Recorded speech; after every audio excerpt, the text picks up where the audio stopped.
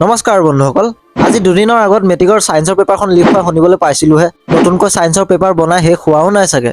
এতিয়া আকৌ শুনিবলৈ পাইছো বোলে অসমীয়া পেপাৰখনো লিক হৈ গ'ল। তো এতিয়া সায়েন্সৰ পেপাৰ লিক হৈ গ'ল, আছামিছৰ পেপাৰ লিক হৈ গ'ল। তেনেহ'লে সেই প্ৰথমতে যে ইংলিছ আৰু ছ'চিয়েল সায়েন্সৰ এক্সাম দুটা হৈ গৈছিলে, সেই দুটাৰ পেপাৰ লিক নাই হোৱা বুলি আমি কেনেকৈ বিশ্বাস কৰিম? তাৰোতো কোনো প্ৰুফ নাই। এনেকে মই কোৱা নাই, এনেকে প্ৰতিবাদ কৰা এই ষ্টুডেণ্টখিনিয়ে কৈছে, আপোনালোকে শুনি লওক। প্ৰুফ দিব লাগিব যে ছ'চিয়েল আৰু ইংলিছৰ পেপাৰ পোৱা নাই। ছ'চিয়েল আৰু ইংলিছৰ পেপাৰো বহুতে পাইছে। সিহঁতেতো ষ্টেণ্ড কৰি গুচি যাব, আমিতো থাকি যাম ন। আচলতে এই ছোৱালীজনীয়ে কোৱা কথাষাৰতো পইণ্ট আছে।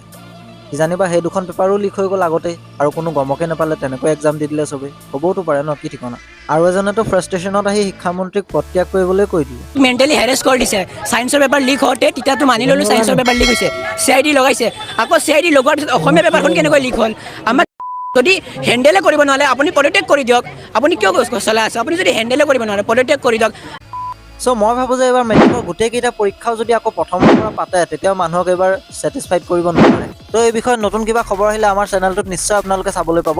সেইকাৰণে আমাৰ চেনেলটো ছাবস্ক্ৰাইব কৰি ল'ব। আমি লগ পাম আমাৰ নেক্সট ভিডিঅ'টোত। তেতিয়ালৈকে গুড বাই।